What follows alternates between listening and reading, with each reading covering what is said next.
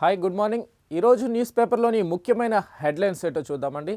ముందుగా ఈనాడు పేపర్ తీసుకున్నట్లయితే మెయిన్ హెడ్లైన్గా బడ్జెట్లో ఆంధ్రప్రదేశ్కు బలమైన మద్దతు మెయిన్ హెడ్లైన్గా ఇది కనిపిస్తూ ఉంది.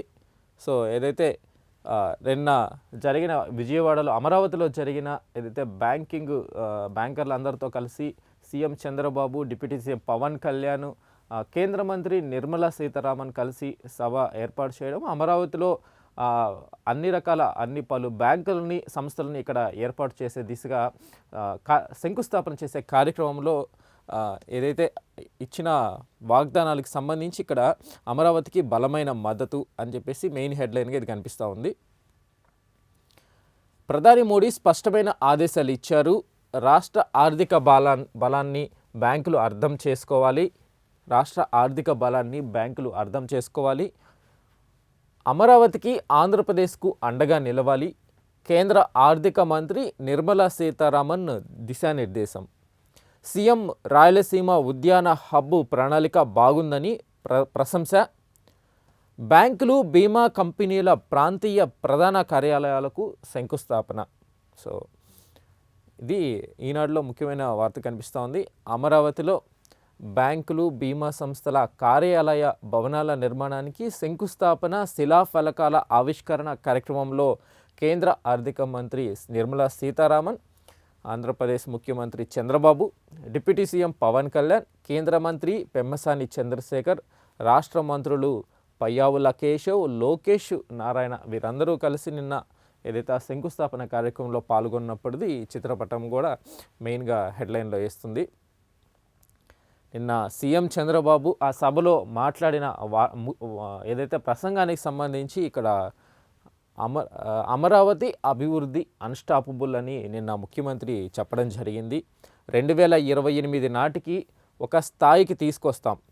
కేంద్ర సహకారంతో ఏపీ దేశానికే వెన్నెముక అవుతుంది. అమరావతి రైతులకు మూలధన రాబడి పన్నుపై రాయితీ కొనసాగించాలి. ఏదైతే అమరావతి రైతులు ఏదైతే భూములు ఇచ్చిన రైతులకు సంబంధించి కూడా కొన్ని హామీలు ఇవ్వడం జరిగింది నిన్న. మూలధన రాబడి పన్నుపై రాయితీ కొనసాగించాలి. పోలవరం, నల్లమల్ల సాగర్ ప్రాజెక్టుతో ఇతర రాష్ట్రాలకు సంబంధం లేదు. నిన్న సభలో ముఖ్యమంత్రి ఈ వ్యాఖ్యలు అయితే చేసినట్టుగా ఇక్కడ సభ హెడ్లైన్గా కనిపిస్తూ ఉంది. నెక్స్ట్ ఇంకొకటి, రాజధానికి మరో 16,666 ఎకరాల సమీకరణ. రాజధానికి మరో 16,666 ఎకరాల సమీకరణ, 7 గ్రామాల భూములు తీసుకోవాలని మంత్రివర్గ నిర్ణయం.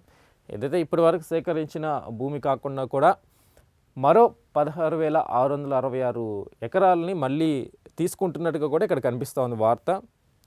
రెండో విడతలో సమీకరించాల్సిన ప్రభుత్వం నిర్ణయించిన భూముల వివరాలను కూడా ఇక్కడ ఒక పట్టిక రూపంలో ఇక్కడ వేయడం జరిగింది. అంటే ఏ ఊర్లకు సంబంధించి భూములు తీసుకుంటున్నట్లుగా వైకుంఠపురం 1, పెదమద్దూరు, ఎండ్రాయి, కర్లపూడి, వడ్డమాను, హరిశ్చంద్రపురం, పెదపరిమి, ఇలా ఈ ఏదైతే ఈ 7 ఊర్లకి కలిపి మొత్తం 16,562 ఎకరాలని అమరావతి రాజధాని కోసం సేకరించడం అయితే జరుగుతూ ఉంది. నెక్స్ట్, ఉప ముఖ్యమంత్రి పవన్ కళ్యాణ్ మాట్లాడిన మాటలను కూడా ఇక్కడ హెడ్లైన్గా రాస్తున్నారండి. అమరావతి అభివృద్ధి అన్స్టాపబుల్. 2028 నాటికి ఏదైతే సీఎం చంద్రబాబు కావచ్చు, పవన్ కళ్యాణ్ ఇద్దరు డిప్యూటీ సీఎం పవన్ కళ్యాణ్ కావచ్చు, 2028 నాటికి ఏదైతే అమరావతి రాజధాని అన్స్టాపబుల్, దేశంలోనే ఒక మంచి రాజధానిగా ఇది మారుతుంది అని చెప్పేసి కూడా వీరు మాట్లాడడం అయితే జరిగింది నిన్న జరిగిన సభలో. సో మెయిన్గా అది తీసుకోవచ్చు. ఇంకా నెక్స్ట్, గూగుల్కు సింహాచలం భూములు అనేసి కూడా ఇంకొకటి ఉంది. లోపల పేజీలో గూగుల్ డేటా సెంటర్ వచ్చిందో దానికి సంబంధించి సింహాచలం భూములు ఇస్తున్నట్టుగా కూడా ఇక్కడ కనిపిస్తూ ఉంది. నెక్స్ట్, జంట హత్యల కేసులో పిన్నెల్లి సోదరులకు ఎదురు దెబ్బ. ఇంకొక సెకండ్ హెడ్లైన్కి ఇది చూడొచ్చు. ముందస్తు బెయిల్ నిరాకరించిన సుప్రీంకోర్టు, గతంలో ఇచ్చిన మధ్యంతర ఉపశమనం రద్దు, 2 వారాల్లోగా లొంగిపోవాలని ఆదేశం, పోలీసు వ్యవస్థ నిందితులకు అండగా ఉంటుందని వ్యాఖ్య, శక్తిమంతులైన మిమ్మల్ని అరెస్ట్ చేయరని మీకు తెలుసు, అలాంటప్పుడు లొంగుబాటుకు గడువెందుకంటూ తీవ్ర ఆక్షేపణ. ఏదైతే పల్నాడు జిల్లాలో ఇది పిన్నెల్లి సోదరులకు సంబంధించి ఒక మర్డర్ కేసుకు సంబంధించి సుప్రీంకోర్టు అయితే బెయిల్ నిరాకరించినట్టుగా ఇంకా కనిపిస్తూ ఉంది. రామకృష్ణారెడ్డి, వెంకటరమరెడ్డి ఇవి ఇద్దరు సోదరులకు సంబంధించి బెయిల్ నిరాకరించినట్టుగా ఇక్కడ ఇంకొక వార్త చూడొచ్చు. పల్నాడు జిల్లాలో ఈ ఏడాది మే 24 జరిగిన తెదేపా నాయకులు, తెలుగుదేశం పార్టీ నాయకులు జె వెంకటేశ్వరరావు, జె కోటేశ్వరరావుల హత్య కేసులో నిందితులుగా ఉన్న వైకాపా మాజీ ఎమ్మెల్యే పిన్నెల్లి రామకృష్ణారెడ్డి, ఆయన సోదరుడు పిన్నెల్లి వెంకటరామరెడ్డిలకు సుప్రీంకోర్టులో ఎదురు దెబ్బ తగిలింది. ఈ కేసులో తమ ముందస్తు బెయిల్ను కొట్టేస్తూ ఏపీ హైకోర్టు ఆగస్టు 29న ఇచ్చిన తీర్పును సవాల్ చేస్తూ వారిద్దరూ దాఖలు చేసిన పిటిషన్లను సుప్రీంకోర్టు కొట్టివేసినట్టుగా ఇక్కడ ఇంకొకటి కొట్టివేస్తూ కేసు ఏదైతే 161 ఛార్జ్ షీట్లు దాఖలు కాకముందే నిందితులకు 161 స్టేట్మెంట్లు, కేసు డైరీలోని విషయాలు తెలియడం పట్ల ధర్మాసనం ఆశ్చర్యం వ్యక్తం చేసింది. అంటే నిందితుల పరపతి ఎలా ఉంది అనే దాని మీద కోర్టు కూడా షాక్ అయిందనమాట. ఏదైతే వైఎస్ఆర్సీపీ పార్టీకి చెందిన ఈ ఇద్దరు నాయకుల పరపతి ఇంతలా ఉంది అని చెప్పేసి కోర్టు కూడా షాక్ అయిన పరిస్థితి అయితే ఇక్కడ చూడొచ్చు మనం. ఇదిగోండి, నిందితుల పరపతి తమను ఆశ్చర్యకిచ్చుతుల్ని చేస్తున్నట్లు కోర్టు పేర్కొంది. వారికి పోలీసు వ్యవస్థ అండగా ఉంటుందని, అందుకే కావాల్సిన అన్ని డాక్యుమెంట్లను ముందుగానే అందజేశారని కోర్టు ఆక్షేపించడం అయితే జరిగింది. రాష్ట్రంలో శక్తివంతులుగా ఉన్న మిమ్మల్ని పోలీసులు అరెస్టు చేయబోరని మీకు తెలుసని, అలాంటప్పుడు లొంగిపోవడానికి మళ్ళీ గడువు అడగడం దేనికని వ్యాఖ్యానించింది. పిటిషనర్ల తరపు న్యాయవాదులు పదే విజ్ఞప్తి చేయడంతో లొంగుబాటుకు 2 వారాల గడువు మాత్రమే కోర్టు ఇవ్వడం అయితే జరిగింది. 2 వారాల్లో వాళ్ళు లొంగిపోవాలన్నట్టు కూడా కోర్టు తీర్పు ఇవ్వడం అయితే ఇంకొక వార్తగా చూడొచ్చు. నెక్స్ట్ ఏదైతే నిన్న వైవి సుబ్బారెడ్డి తిరుపతిలో పరకామణి చోరీ కేసుకు సంబంధించి వైవి సుబ్బారెడ్డిని నిన్న విచారణ నిమిత్తం తీసుకెళ్తున్న ఫోటో చూడొచ్చు. సిఐడి కార్యాలయం దగ్గరికి సుబ్బారెడ్డి విచారణకు వెళ్తున్నారు. సో విజయవాడలోని సిఐడి ప్రాంతీయ కార్యాలయంలో విచారణకు హాజరయ్యేందుకు వెళ్తున్న వైవి సుబ్బారెడ్డి, పరకామణి కేసులో వైవి సుబ్బారెడ్డి విచారణ గంటన్నర పాటు ప్రశ్నించిన సిఐడి, నా హయాంలో జరిగినందునే విచారణకు పిలిచామన్నారు విలేకరులతో సుబ్బారెడ్డి. సో తిరుమల తిరుపతి దేవస్థానం పరకాండ చోరీలో ఆ కేసు రాజీలో అప్పటి పాలక మండలి చైర్మన్ వైవి సుబ్బారెడ్డిని సిఐడి విచారించింది. విజయవాడ తులసీనగర్లోని సిఐడి ప్రాంతీయ కార్యాలయంలో శుక్రవారం ఉదయం 11 గంటలకు విచారణకు హాజరైన ఆయన 12:30 బయటకు వచ్చారు. ఏదైతే ఆయన విచారణకు సంబంధించి ఎన్నో రోజులుగా పెండింగ్లో ఉన్న నేపథ్యంలో ఆయన నిన్న సిఐడి కార్యాలయానికి వెళ్ళడం, విచారణ ఎదుర్కోవడం, వాళ్ళు అడిగిన ప్రశ్నలకి సమాధానం గంటన్నర పాటు ప్రశ్నించినట్టుగా తెలుస్తూ ఉంది. నిన్న చూసాం మనము. ఇంకా దానికి అయిపోయాక బయటకు వచ్చాక విచారణ తర్వాత ఆయన, నేను అప్పట్లో పాలక మండలి చైర్మన్గా ఉన్నాను కాబట్టి కేవలం ఆ దృష్ట్యా మాత్రమే నన్ను విచారించడానికి పిలవడం అయితే జరిగిందని చెప్పేసి వైవి సుబ్బారెడ్డి చెప్పుకురావడం అయితే చూస్తున్నాం మనము. సో పరకామణి కేసు అంటే అక్కడ ఏదైతే హుండీ, మనం ఏదైతే తిరుమలకి వెళ్ళినప్పుడు భక్తులు సమర్పించుకునే కానుకలు కావచ్చు, ఆ కానుకల లెక్కింపు ప్రక్రియ దాన్ని పరకామణి అని అంటారు అన్నట్టు. సో ఆ లెక్కింపు ప్రక్రియలో ఆ కానుకలని చోరీ చేసిన కేసులో వైవి సుబ్బారెడ్డి విచారణ ఎదుర్కోవడం నిన్న ఇంకొక వార్తగా చూడవచ్చు. ఇంకొక వార్త, 50,000 మందికి క్వాంటమ్ శిక్షణ, 500 రూపాయలకే ఫౌండేషన్ కోర్సు, ప్రతిభ కనబరిచిన 3,000 మందికి ఫేజ్ 2 కోర్సు ఉచితం, వైజర్ క్యూబీటెక్ సంస్థలతో రాష్ట్ర ప్రభుత్వం ఒప్పందం, డిసెంబర్ 8 నుంచి కోర్సు ప్రారంభం, ఆన్లైన్లో దరఖాస్తులు స్వీకరణ ఉంటుంది. సో ఏదైతే క్వాంటమ్ టెక్నాలజీని అందిపుచ్చుకునే క్రమంలో శిక్షణ ఇచ్చే విధంగా 50,000 మందికి క్వాంటమ్ శిక్షణ అనేసి ఇక్కడ ఇంకొక వార్తగా మనం ఈనాడు పత్రికలో చూడొచ్చు. రాష్ట్రాన్ని క్వాంటమ్ టాలెంట్ హబ్గా తీర్చిదిద్దే లక్ష్యంతో రాష్ట్ర ప్రభుత్వం బృహత్తర కార్యక్రమాన్ని ప్రారంభిస్తుంది. అమరావతి క్వాంటమ్ మిషన్లో భాగంగా 50,000 మందికి క్వాంటమ్ టెక్నాలజీపై శిక్షణ ఇవ్వనుంది. అమెరికాలోని వైజర్, హైదరాబాద్లోని క్యూబిటెక్ స్మార్ట్ సొల్యూషన్స్ సంస్థలు సంయుక్తంగా ఈ శిక్షణ అయితే ఇవ్వనున్నట్లుగా ఇక్కడ చూడొచ్చు మనం. విశాఖలో జరిగిన పెట్టుబడిదారుల సదస్సులో ఆ సంస్థలతో రాష్ట్ర ప్రభుత్వం ఎంఓయు కూడా కుదుర్చుకుంది. డిసెంబర్ 8 నుంచి ఈ కోర్సులు అయితే ప్రారంభమవుతున్నట్టుగా ప్రతిభ కనబరిచిన 3,000 మందిని ఎంపిక చేసి అడ్వాన్స్ కోర్సుల నిమిత్తం మళ్ళీ ఇంకా వారికి కూడా శిక్షణ ఇచ్చే ప్రక్రియ అయితే అన్నట్టుగా ఇక్కడ ఇంకొక వార్తగా మనం చూడొచ్చు. నెక్స్ట్ ఈనాడు. సో ఇంకా సాక్షి పత్రిక తీసుకున్నట్లయితే రాజధానిలో మనం ఏదైతే ఇందాక మాట్లాడుకుంటున్నట్టుగా రాజధానిలో అంతులేని భూదాహం. రాజధానిలో రెండవ విడత 7 గ్రామాల్లో 20,494 ఎకరాల భూ సమీకరణ, క్యాబినెట్ గ్రీన్ సిగ్నల్. బినామీల భూముల ధరలు పెంచుకోవడం, నిర్మాణ పనుల్లో కమిషన్ల వసూలే అజెండా. 2015లో రాజధాని నిర్మాణానికి తొలి విడతలో 53,748 ఎకరాల సమీకరణ, భవనాలు, వసతులు, రైతుల ప్లాట్లకు పోగా ఇంకా 8,250 ఎకరాలు మిగులుతుందన్న చంద్రబాబు. ఆ భూమిని అమ్మగా వచ్చే నిధులతోనే నిర్మాణం, అదో సెల్ఫ్ ఫైనాన్స్ సిటీ అంటూ గొప్పలు. 2024లో అధికారంలోకి వచ్చాక మాట మార్చిన ముఖ్యమంత్రి 29 గ్రామాలకే పరిమితమైతే అదో చిన్న మున్సిపాలిటీగా మిగిలిపోతుందని పదే ప్రకటనలు. రాజధానిలో భూముల ధరలు పెరగాలంటే స్మార్ట్ ఇండస్ట్రీస్ రావాలని స్పష్టీకరణ. అది జరగాలంటే international greenfield airport, sports city నిర్మించాలని వెల్లడి. ఇక ఈ క్రమంలోనే 11 గ్రామాల్లో 44,676 ఎకరాల సమీకరణకు సిద్ధం. మలి విడత భూ సమీకరణకు జూన్ 24న క్యాబినెట్లో ఆమోదముద్ర. జూలై 1న భూ సమీకరణ పథకం 2025 విధి విధానాలు జారీ. తొలి విడత భూములు ఇచ్చిన రైతులు ఆగ్రహంతో తాత్కాలికంగా వెనక్కు తగ్గిన సర్కారు. చిన్న మున్సిపాలిటీగా మిగిలిపోకూడదంటూ తాజాగా క్యాబినెట్లో పచ్చజెండా. మూడో విడతలో మిగతా 24,182 ఎకరాల సమీకరణ దిశగా పావులు.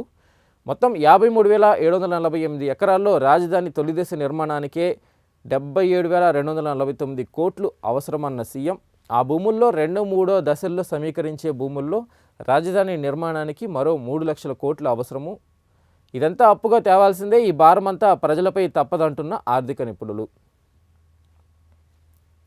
సో ఏదైతే రాజధానికి సంబంధించి సీఎం చంద్రబాబు చెప్పినట్టుగా అది మున్సిపాలిటీ కేవలం అంటే చిన్న నగరంగా కాకుండా విస్తరించి అభివృద్ధి చెందాలంటే ఎక్కువ విస్తీర్ణం ఉండాలి అనే దిశగా ఆయన ఇంకొక 7 గ్రామాల్లో 17 ఎకరాల భూమిని సేకరించే దిశగా అయితే ముందుకెళ్తడం జరుగుతుంది. సో దానికి సంబంధించే సాక్షిలో ఇప్పటికే తీసుకున్న భూమి కాకుండా ఇంకా ఎక్కువ భూమి తీసుకుంటున్నారు. సో వీటన్నిటికీ నిధులు ఎక్కడి నుంచి వస్తాయి, మొత్తం ఈ డబ్బులన్నీ అప్పు తీసుకురావాల్సిందే, అప్పు తీసుకొచ్చి పెట్టి మొత్తానికి ప్రజల మీద భారం పడే విధంగా తయారవుతుంది అని వైఎస్ఆర్సీపీకి సంబంధించిన పార్టీ పేపర్ కాబట్టి వాళ్ళు దానికి ఈనాటికి వ్యతిరేకంగా ఇలా రాయడం అయితే జరిగింది. సో ఏదైతే అంటే అభివృద్ధి చెందాలి అని అంటే నగరం అభివృద్ధి చెందాలంటే దానికి సంబంధించిన ఫెసిలిటీసు, మౌలిక సదుపాయాలు అన్నీ కల్పించాలంటే విస్తీర్ణం ఉండాలి. సో ఎయిర్పోర్ట్లు కావచ్చు, సర్వత్రా ఏదైతే పెద్ద కంపెనీలు వచ్చినప్పుడు వాటికి కావాల్సిన ఫెసిలిటీస్ కావచ్చు. సో దానికి సంబంధించి భూములు సేకరణ అనేది కూటమి ప్రభుత్వం ఆ దిశగా అభివృద్ధి వైపు అడుగులు వేసే విధంగా ఉంది. కాకపోతే ఈ సాక్షిలో చెప్తున్నట్లు ఏంటంటే ఇది ప్రజల మీద భారం పడుతుంది, ఈ భారం అంతా ఇన్ని లక్షల కోట్లు ఎక్కడి నుంచి తెస్తారు అన్నట్లుగా సాక్షిలో అయితే కనిపిస్తూ ఉంది. సో ఇది మెయిన్ హెడ్లైన్గా ఇది చూడొచ్చు సాక్షిలో మనం.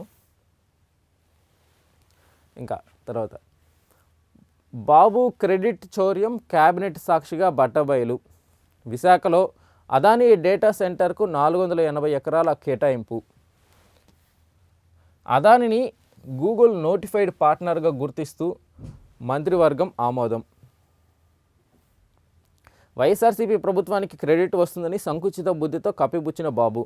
వైఎస్ జగన్ హయాంలోనే అదానీ డేటా సెంటర్కు భూమి కేటాయింపు, శంకుస్థాపన, సముద్రంలో కేబుల్ ఏర్పాటుకు సింగపూర్ ప్రభుత్వానికి నాడే లేఖ రాసినట్టుగా ఇక్కడ అయితే కనిపిస్తూ ఉంది. మరి ఏదైతే గూగుల్ డేటా సెంటర్ వచ్చినప్పుడు మనకు తెలిసిందే వైఎస్ఆర్సీపీకి సంబంధించిన మంత్రులు బయటకు వచ్చి ఐటీ శాఖ మంత్రి కావచ్చు, ఈ డేటా సెంటర్ వల్ల ఉపయోగం లేదు, దీనివల్ల ఎక్కువ కరెంటు వాడాల్సి వస్తుంది, పవర్ ఎక్కువ తీసుకుంటుంది, సో దీనికి సంబంధించి ఆర్థిక భారం పడుతుంది, పవర్ కూడా రాష్ట్రానికి సరిపోయే పరిస్థితి ఉండదు, సో మేము అందుకే ఈ డేటా సెంటర్ని వ్యతిరేకిస్తున్నామని చెప్పడం జరిగింది. కానీ ఇప్పుడేమో ఏదైతే ఆ డేటా సెంటర్ని మేమే ముందుగా తీసుకొచ్చేసాము, కాకపోతే వీరు క్రెడిట్ తీసుకుంటున్నారు అన్నట్లుగా కూడా ఇప్పుడు మళ్ళీ ఇక్కడ వార్త కనిపిస్తుంది. సో ఎలా చూడాలి అనేది మనకు మీరే ఆలోచించాలి దీనికి సంబంధించి. సో క్లారిటీ లేదు.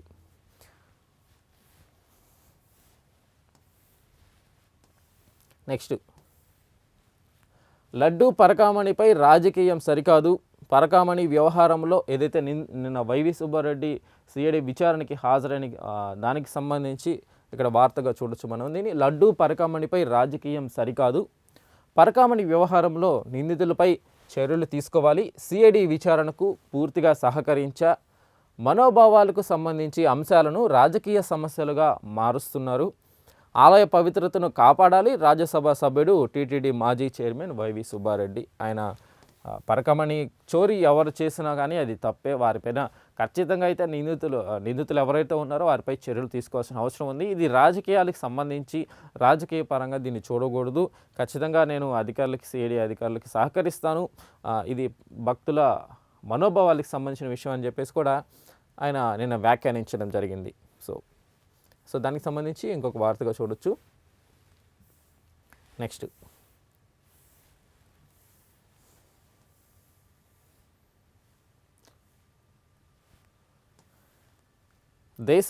దేశంలో సాంస్కృతిక పునరుజ్జీవనం, ప్రజలు ఐక్యంగా ఉంటేనే వికసిత్ భారత్ సాధ్యం. మోడీ గోవాలో 77 అడుగుల ఎత్తైన శ్రీరాముడి విగ్రహం ఆవిష్కరణ అనే దానికి సంబంధించి ఇక్కడ ఇంకో వార్త. సుదర్శన చక్రతో శత్రునాశనం, బెదిరింపులు, దాడులకు నవభారత్ లొంగదు ప్రధాని, దేశ రక్షణ కోసం ఎంత దూరమైనా వెళ్తాం, ఉడిపిలో 1,00,000 కంఠ గీతా పారాయణంలో పాల్గొన్న మోడీ.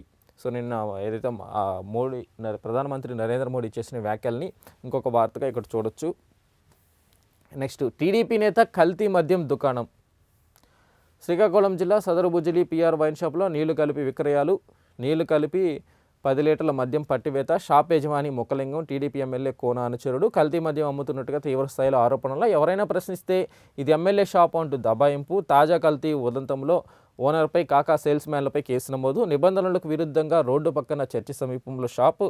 ఎక్సైజ్ అధికారుల అండదండలు, పట్టించుకునేవారే కరువు. సో ఎక్కడో 10 లీటర్ల మద్యం నీళ్లు కలిపి అమ్ముతున్నారు. సో అది ఆ వ్యక్తి టీడీపీకి సంబంధించిన నాయకులు అని చెప్పేసి అది ఒక పెద్ద వార్తగా అయితే సాక్షులు అయితే చూపించడం జరిగింది.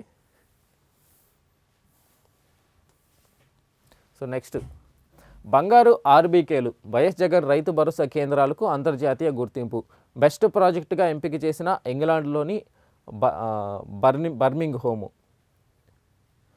యూనివర్సిటీ రైతు భరోసా కేంద్రాలపై ఆ వర్సిటీ విద్యార్థి నిరోష అధ్యయనం, ప్రత్యేక ప్రాజెక్టుగా ప్రజెంటేషన్. నిరోషను వరించిన బంగారు పథకం, జగనన్న విదేశీ విద్యా విధానం ద్వారా నిరోష విద్యాభ్యాసం. గోల్డ్ మెడల్ను వైఎస్ జగన్కు అంకితం ఇచ్చిన బంగారు తల్లి, మహోత్తర వ్యవస్థను నిర్వీర్యం చేసిన చంద్రబాబు సర్కారు. సో మొత్తానికి వైఎస్ జగన్ తీసుకొచ్చిన ఏదైతే రైతు భరోసా కేంద్రాలు దానికి సంబంధించి అంతర్జాతీయ గుర్తింపు వచ్చినట్టుగా కూడా ఇక్కడ ఇంకొక వార్త చూడవచ్చు. సో ఇది అండి సాక్షిలో వార్తలు మొత్తం నిన్న జరిగిన సభకు సంబంధించి మొత్తం ఆపోజిట్గా దీంట్లో కనిపిస్తూ ఉంది. నెక్స్ట్, ఆంధ్రజ్యోతి పత్రిక తీసుకున్నట్లయితే నిన్న జరిగిన ఏదైతే అమరావతిలో నిన్న జరిగిన సదస్సు, బ్యాంకర్ల సదస్సు అనుకోవచ్చు, బ్యాంకింగ్ వ్యవస్థని అక్కడ ఏర్పాటు చేసే కార్యక్రమం, శంకుస్థాపన కార్యక్రమంలో నిన్న జరిగిన ఏదైతే కార్యక్రమం కన్నుల పండుగగా జరిగింది. అటు ముఖ్యమంత్రి చంద్రబాబు నాయుడు, ఇటు డిప్యూటీ సీఎం పవన్ కళ్యాణ్, కేంద్ర మంత్రి నిర్మలా సీతారామన్, అందరూ మంత్రులు నిన్న హాజరవ్వడము, రాజధానికి అన్ని రకాల ఫైనాన్షియల్కి సంబంధించి కేంద్ర మంత్రి సపోర్ట్ చేస్తామని ఆమె చెప్పడము, ఆమె సలహా మేరకే ఒక్క బ్యాంకు కాకుండా అన్ని ప్రైవేట్ గవర్నమెంట్ బ్యాంక్స్ అన్నీ కూడా అమరావతిలో ఏర్పాటు చేసే దిశగా నిన్న శంకుస్థాపన చేయడం. ఆ కార్యక్రమంలో ఇక్కడ ఫోటోలో చూడొచ్చు మనం. శంకుస్థాపన కార్యక్రమంలో ఆమె కేంద్ర మంత్రి నిర్మలా సీతారామన్ గారు ఏదైతే కార్యక్రమం ఓపెన్ చేయడము. సో ఇవన్నీ చూడొచ్చు మనం. నిన్న అమరావతిని ఆర్థిక నగరం అంటే ఫైనాన్షియల్ సిటీగా మారుస్తాను, ఆర్థిక నగరంగా మారుస్తాను నిన్న చంద్రబాబు హామీ ఇవ్వడం కూడా నిన్న ఒక ముఖ్యమైన విషయంగా మనం మాట్లాడుకోవచ్చు. బాబు సంకల్పం, మోడీ సహకారం, ఒకే రోజు 15 ఆర్థిక సంస్థలకు శంకుస్థాపన. ఇలా జరగడం దేశంలో ఇదే ప్రథమం. అమరావతి పునఃప్రారంభం బ్రహ్మయజ్ఞం. చంద్రబాబు సారథ్యంలో బలమైన రాజధాని. ఇందుకు అనుగుణంగానే రాష్ట్రంలో బ్యాంకింగ్, రాష్ట్ర ఆలోచనల సాకారానికి చేయూతనివ్వాలి. నాడు హైదరాబాదులో, నేడు అమరావతిలో చంద్రబాబు చేతుల మీదుగానే ఫైనాన్షియల్ డిస్ట్రిక్ట్. కేంద్ర ఆర్థిక మంత్రి నిర్మలా సీతారామన్. అహో అమరావతి ఆర్థిక నగరిగా అడుగులు. ఒకే చోట కొలువు తీరనున్న 13 బ్యాంకులు. ముంబై నుంచి తరలివచ్చిన బ్యాంకింగ్ దిగ్గజాలు. సో నిన్న కేంద్ర మంత్రి నిర్మలా సీతారామన్ గారు కూడా మాట్లాడుతూ, ఇది బ్యాంకులు ఏర్పాటు చేయడమే కాదు మీ పని, అమరావతి నగరానికి, రాష్ట్ర అభివృద్ధికి మీరు తోడ్పాటు అందించి సహాయ సహకారాలు అందించే విధంగా కూడా మీరు ఉండాలని చెప్పేసి ఆ బ్యాంకింగ్ సంస్థలకి ఆమె దిశానిర్దేశం చేసినట్టు కూడా నేను వ్యాఖ్యలు చూసాం మనము. సో అమరావతి సపోర్ట్ ఇవ్వాలి అన్నట్లు కూడా వారికి చెప్పడం చూసాము. ఇంకా తర్వాత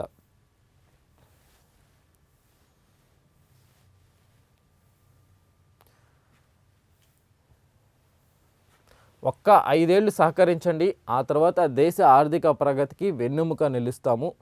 ఆర్థిక మంత్రి నిర్మలకు సీఎం వినతి. వెంటిలేటర్పై ఉన్న రాష్ట్ర ఆర్థిక వ్యవస్థకు కేంద్రం ఊపిరిలూదుతుంది. అమరావతి పోలవరానికి ఆశించిన దానికన్నా మిన్నగా సాయం. నల్లమల సాగర్కు తోడ్పడింది. చంద్రబాబు నిన్న నిర్మలా సీతారామన్ సమక్షంలో ఆమెకి కృతజ్ఞతలు చెబుతూ, కేంద్రం అమరావతికి మేము ఊహించిన దానికంటే ఎక్కువ సహకరిస్తుంది, ఇంకా కూడా సహకరించాలి.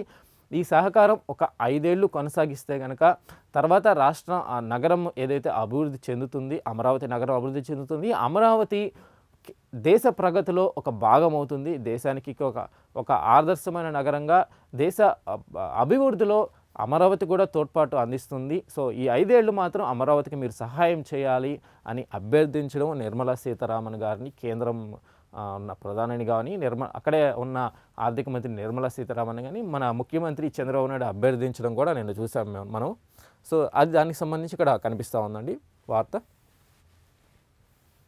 ఇంకొకటి, రైతులను ఒప్పించే సమీకరిస్తున్నాం, క్యాబినెట్కి వివరించిన సీఎం. ఏదైతే నిన్న జరిగిన క్యాబినెట్ మీటింగ్లో ఏదైతే అమరావతి భూములని ఇంకా 7 గ్రామాలకు సంబంధించిన ఇంకొక 17,000 ఎకరాల భూములని తీసుకుంటుండగా, సో మిగతా ఏదైతే ఇంతకుముందు ఇచ్చిన రైతులకు కూడా వారికి సర్ది చెప్పి మొత్తం అందరినీ ఒప్పించే ఈ భూ సమీకరణ చేసినాం అన్నట్లుగా కూడా ఇక్కడ చూడొచ్చు మనం.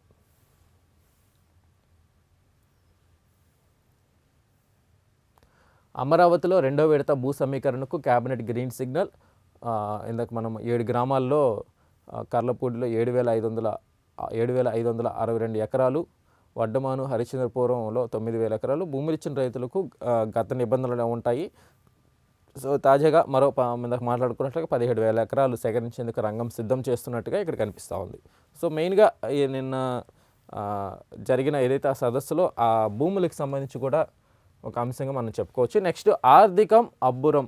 చైనాను మించిన భారత వృద్ధి రేటు. సెప్టెంబర్ త్రైమాసికంలో 8.2%, 6 త్రైమాసికాల గరిష్టం. అమెరికా సుంకాల నేపథ్యంలోనూ రికార్డు స్థాయి ప్రగతి. కలిసొచ్చిన తయారీ, సేవా రంగాల జోరు, జీఎస్టీ సంస్కరణలు, శరవేగంగా వృద్ధి చెందుతున్న ఆర్థిక వ్యవస్థగా అగ్రస్థానం. మా ప్రభుత్వ విధానాలు, సంస్కరణల ఫలితం అని నిన్న ప్రధాని మోడీ చేసిన వ్యాఖ్యలను అయితే చూడొచ్చు మనం. భారత వృద్ధి రేటు చైనాని మించిపోయింది. దానికి కారణం ఏదైతే జీఎస్టీని తగ్గించే ఈ నిర్ణయం ఏదైతే ఉందో, జీఎస్టీ తగ్గింపు వల్ల దేశ ఆర్థిక వ్యవస్థ ఇంకా మెరుగుపడింది అన్నట్లుగా, ఇంకా కూడా చైనాని మించిపోయే పరిస్థితి కూడా, చైనాను మించి వృద్ధి రేటు కూడా కనిపిస్తూ ఉంది అని చెప్పేసి నిన్న ప్రధాని మోడీ వ్యాఖ్యానించడం అయితే ఇంకొక వార్తగా చూడొచ్చు. నెక్స్ట్, మంత్రి చెబితే మాకేంటి, రిజిస్ట్రేషన్ల శాఖలో బరితెగింపు పోస్టింగ్, మంత్రి స్పెషల్ సిఎస్ను కాదని నియామకం, హైకోర్టు ఉత్తర్వులకు వక్ర భాష్యం, రేణిగుంట సబ్ రిజిస్ట్రార్పై తీవ్ర ఆరోపణలు, విచారణ చేసి సస్పెండ్ చేసిన ప్రభుత్వం, హైకోర్టుకి వెళ్లి ఊరట పొందిన అధికారి, మళ్లీ రేణిగుంటలోనే పోస్టింగుకి పావులు, ఫైలుపై నో అని మంత్రి రాసిన, ఇన్ఛార్జి డిఐజీ ద్వారా అదే చోట పోస్టింగ్. అసలు రిజిస్ట్రేషన్ శాఖలో ఏం జరుగుతుంది, ప్రభుత్వ స్థాయిలో ఆ శాఖ మంత్రి ప్రత్యేక ప్రధాన కార్యదర్శి గొప్ప, లేక ఒక చిన్న జిల్లా అధికారి సర్వస్వమా? ఇప్పుడు ఈ శాఖలో ఇదే చర్చ జరుగుతుంది. ఒక అధికారిపై ఉన్న తీవ్రమైన ఆరోపణల అభియోగాల నేపథ్యంలో ఆయనపై సస్పెన్షన్. సో రిజిస్ట్రేషన్ శాఖకు సంబంధించి ఇంకొక వార్తగా చూడొచ్చు. మంత్రికి స్పెషల్ సెక్రటేరియట్ సిఎస్ను కాదని కూడా నియామకం జరగడం ఏంటి, హైకోర్టు ఉత్తర్వులకు కూడా వక్ర భాష్యం చెప్పడము, రేణిగుంట సబ్ రిజిస్ట్రార్పై తీవ్ర ఆరోపణలు ఏదైతే చేసినట్లుగా విచారణ చేసి సస్పెండ్ చేసి ప్రభుత్వం ఈ వ్యవహారం అంతా విచారణ చేసి ఆయన్ని సస్పెండ్ చేసినట్లుగా కూడా మనం ఇక్కడ ఇంకొక వార్తగా చూడొచ్చు. నెక్స్ట్, ఇలా వచ్చి అలా వెళ్ళి పరకామణి కేసులో సిఐడి విచారణకు హాజరైన వైవి సుబ్బారెడ్డి 2 గంటల్లో ముగిసిన విచారణ. తాను చైర్మన్గా ఉన్నప్పుడు చోరీ జరిగిన ఇన్నాళ్లకు బయటపడిందన్న వైవి, ఎవరు దాచిపెట్టారో తేల్చాలని వ్యాఖ్య. సో ఆయన విచారణకి అలా వచ్చి అలా వెళ్ళారు అని చెప్పేసి, అంటే తాను చైర్మన్గా ఉన్నప్పుడు అయితే ఇది జరిగింది, సో అందుకే నన్ను పిలిచారని ఆయన వ్యాఖ్యానించడం జరిగింది. సో దానికి సంబంధించి ఇక్కడ తాను చైర్మన్గా ఉన్నప్పుడు చోరీ జరిగిన ఇన్నాళ్లకు బయటపడిందన్న వైవి అని ఇక్కడ రాయడం అయితే జరిగింది. సో ఏదైతే అంటే తప్పు జరిగింది అక్కడ ఆయన చైర్మన్ వైవి సుబ్బారెడ్డి ఉన్నారు కాబట్టి ఆయన ఖచ్చితంగా ఆయన బాధ్యత తీసుకోవాల్సిన అవసరం ఉంది. ఎందుకనంటే ఆయన హయాంలో జరిగిన తప్పు ఆయనకి కూడా బాధ్యత ఉంటుంది. సో దానికి సంబంధించి విచారణ ఎదుర్కోవాల్సిన అవసరం అయితే ఖచ్చితంగా ఉంది. సో దానికి సంబంధించి సిఐడి నిజాలు తర్వాత తెలుస్తుంది. పుణ్యలి సోదరులకు సుప్రీం షాక్, టీడీపీ నాయకుల జంట హత్యల కేసులో మధ్యంతర రక్షణ రద్దు చేసిన న్యాయస్థానం, ముందస్తు బెయిల్ పొందే అర్హత మీకు లేదు, ఈ కేసులో కస్టోడియల్ దర్యాప్తు అవసరం, ఆ డాక్యుమెంట్లు నిందితులకు ఎలా అందాయి, పోలీసులే సహకరిస్తున్నారా, సుప్రీం ఫైర్. ఏదైతే పిన్నెల్లి వైఎస్ఆర్సీపీ పార్టీ నేతలు పిన్నెల్లి సోదరులు ఎవరైతే ఉన్నారో వారికి సంబంధించి ఇందాక మనం చెప్పుకున్నట్లుగా సుప్రీంకోర్టు అయితే వారి ముందస్తు బెయిల్ అయితే రద్దు చేయడము.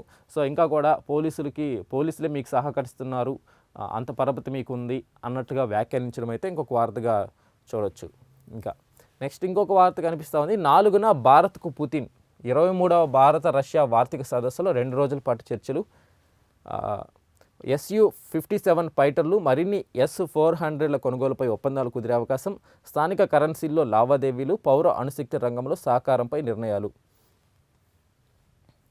సో వచ్చే నెల 4న భారత్కు పుతిన్ వస్తున్నట్టుగా ఇక్కడ కనిపిస్తూ ఉందండి. సో రకరకాల ఏదైతే ఆర్థికంగా కావచ్చు, రక్షణ వ్యవస్థలో కావచ్చు, మరిన్ని ఒప్పందాలు, రష్యా భారత్ యొక్క బంధం మరింత బలపడేలాగా ఈ భేటీ సహకరిస్తుంది అన్నట్లుగా కూడా చూడొచ్చు మనం.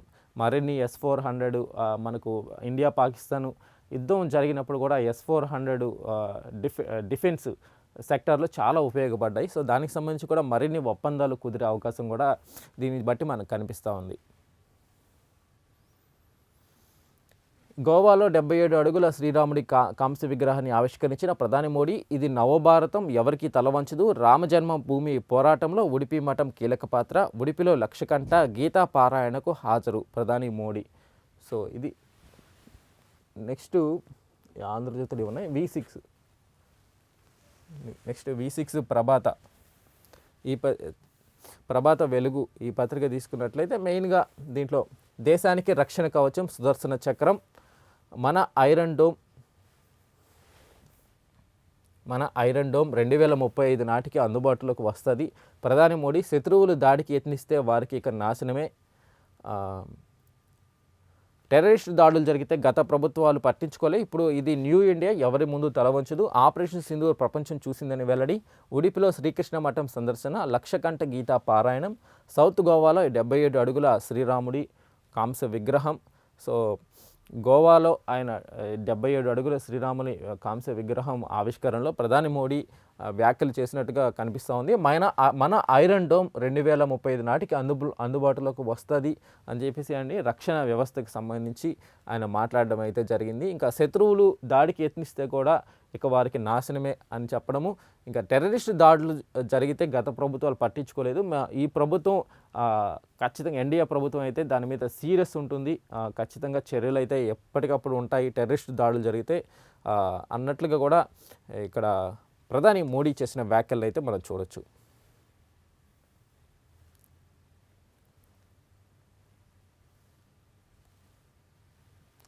నెక్స్ట్, దేశంలోని 75% జనానికి భూకంపం ముప్పు. దేశంలో ఇంకొక ప్రధాన వార్తగా మనం ఇంకొక వార్త చూడొచ్చండి. ఇక్కడ దేశంలోని 75% జనానికి భూకంపం ముప్పు.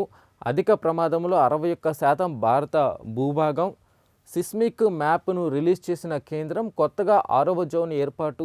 దీని పరిధిలోకి మొత్తం హిమాలయ శ్రేణి. ఇక్కడ 8.5 తీవ్రతతో భూకంపాలు వచ్చే అవకాశం. సేఫ్ జోన్లో తెలంగాణ, కర్ణాటక, ఛత్తీస్గఢ్ ఉన్నట్టుగా 2-3 జోన్లలో ఏపీ, 4వ జోన్లో ఢిల్లీ. సో దేశంలో 75% జనానికి భూకంపం ముప్పు పొంచి ఉన్నట్టుగా కూడా ఇక్కడ వార్త చూడొచ్చు. దాంట్లో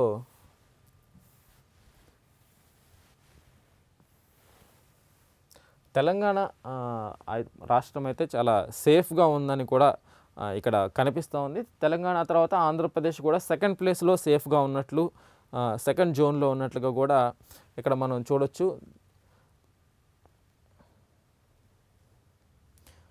ఏదైతే bureau of Indian standards BIS ఈ భూకంపంకి సంబంధించి జోన్లు నిర్ణయించడం, ఆ జోన్లకు సంబంధించి ఏ జోన్లో ఏ రాష్ట్రాలు ఉన్నాయి అన్నట్లుగా, అంటే మొత్తం అటువైపు హిమాలయ పర్వతాలు అటువైపు ఉన్న రాష్ట్రాలు అయితే చాలా క్రిటికల్ జోన్లో ఉన్నాయి. 8.5% తీవ్రత భూకంపాలు వచ్చే అవకాశం ఉన్నట్టుగా కూడా ఈ నివేదిక చెప్పడము.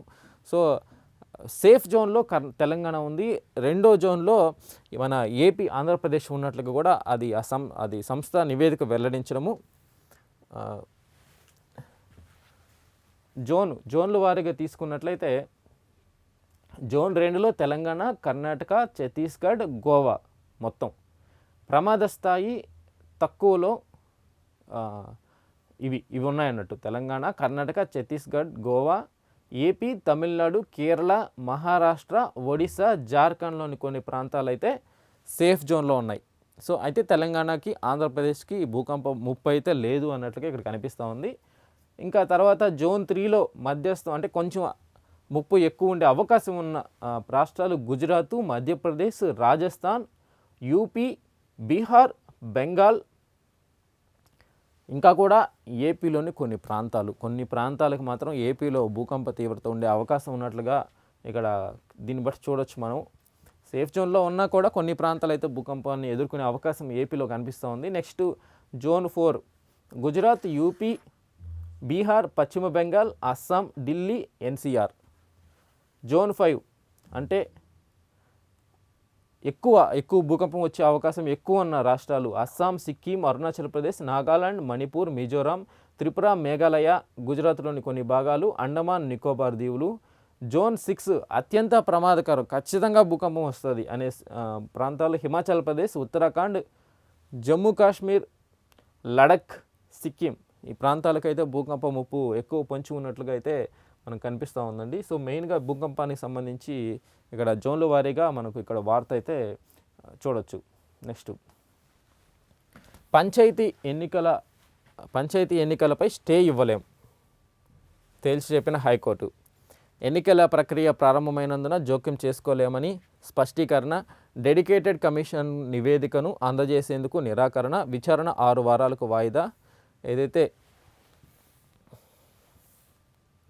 పంచాయతీ ఎన్నికలపై స్టే ఇవ్వలేమని అయితే హైకోర్టు చెప్పడం, దానికి సంబంధించి అయితే ఇక్కడ వార్తగా చూడొచ్చు మనం. మెయిన్గా గ్రామ పంచాయతీ ఎన్నికలను ఆపలేమని హైకోర్టు స్పష్టం చేసింది. ఎన్నికల ప్రక్రియ మొదలైనందున జీవో 46పై స్టే ఇవ్వలేమని తేల్చి చెప్పింది.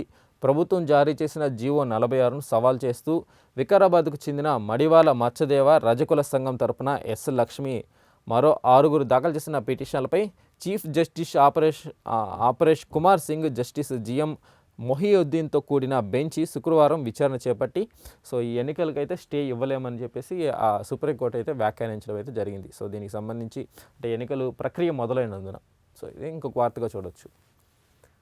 నెక్స్ట్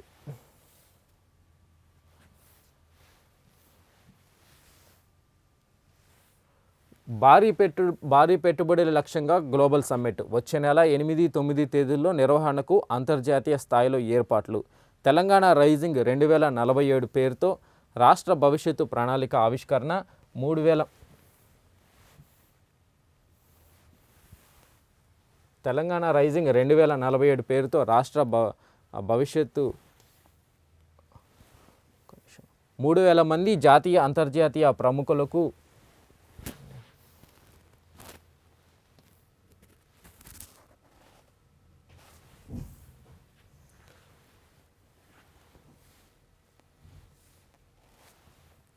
గ్లోబల్ సమ్మిట్ వచ్చే నెల 8 ఏదైతే అక్కడ ఆంధ్రప్రదేశ్లో జరిగినట్లుగా కూడా ఇక్కడ కూడా భారీ పెట్టుబడుల లక్ష్యంగా గ్లోబల్ సమ్మిట్ అయితే నిర్వహిస్తున్నాం. వచ్చే నెల 8, 9 తేదీల్లో అంతర్జాతీయ స్థాయిలో ఏర్పాట్లు అయితే జరుగుతున్నాయి. 2047 తెలంగాణ రైజింగ్ పేరుతో రాష్ట్ర భవిష్యత్తు ప్రణాళిక ఆవిష్కరణ. 3000 మంది జాతీయ అంతర్జాతీయ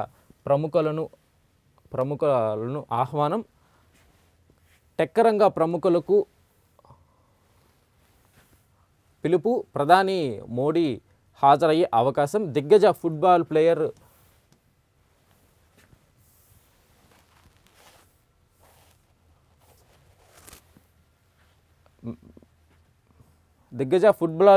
మెస్సీ మ్యాచ్తో వేడుకల ముగింపు. సో వచ్చే నెల 8, 9 తేదీల్లో తెలంగాణ గ్లోబల్ సమ్మిట్ నిర్వహించే విధంగా కూడా ఇంకొక వార్త అయితే చూడొచ్చు. ఆ వేడుకలకి సంబంధించి ముగింపు మ్యాచ్లో ఫుట్బాల్ ప్లేయర్ మెస్సీ కూడా రావడం, ఆ మ్యాచ్ దాంతో ఆ వేడుకలు అయితే ముగిస్తాయి అన్నట్లుగా కూడా ఇంకొక వార్త చూడొచ్చు. నెక్స్ట్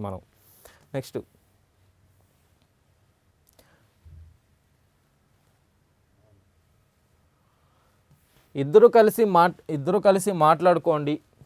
సీఎం సిద్ధరామయ్య డీకేకు సూచించిన కాంగ్రెస్ హైకమాండ్. కర్ణాటకలో ముదురుతున్న సీఎం మార్పు పంచాయతీ. డీకేతో ఉన్న ఫోటో షేర్ చేసిన సిద్ధరామయ్య శనివారం బ్రేక్ఫాస్ట్ మీటింగ్కు రావాలని డీకేకు ఆహ్వానం.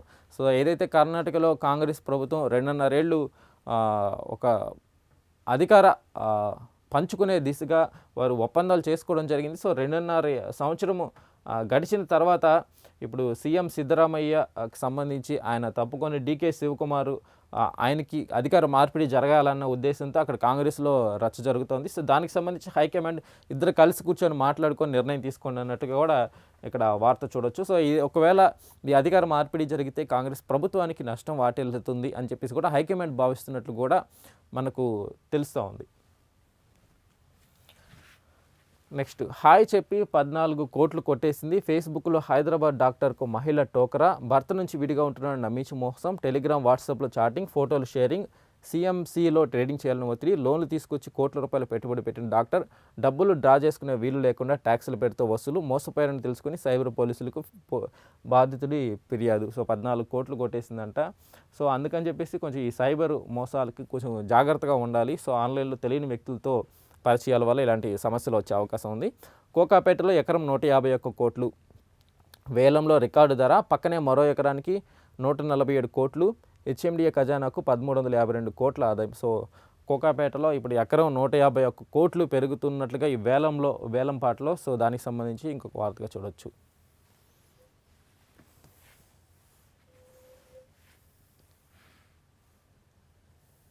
పేద దేశాల నుంచి అమెరికాకు వలసలు రద్దు చేస్తున్నాం. యుఎస్ ప్రెసిడెంట్ ట్రంప్ సంచలన ప్రకటన. వలసదారులకు సబ్సిడీలు, ఫెడరల్ బెనిఫిట్స్ కూడా రద్దు. వైట్ హౌస్ సమీపంలో దాడి నేపథ్యంలో నిర్ణయం. సో ఇంకా అంటే పేద దేశాలు ఎవరైతే ఉన్నారో సో వారికి సంబంధించి ఎవరిని కూడా అమెరికాకు వచ్చే ప్రసక్తి లేదన్నట్లుగా కూడా ట్రంప్ వ్యాఖ్యానించడం అయితే ఇంకొక వార్తగా చూడొచ్చు. సో ముఖ్యమైన వార్తలుగా అయితే మనం ఈరోజు 4 పత్రికలకు సంబంధించి ఇవి చెప్పుకోవచ్చు. సో ఇది ఇవాల్టి news paper headlines. Keep watching prime 9 news.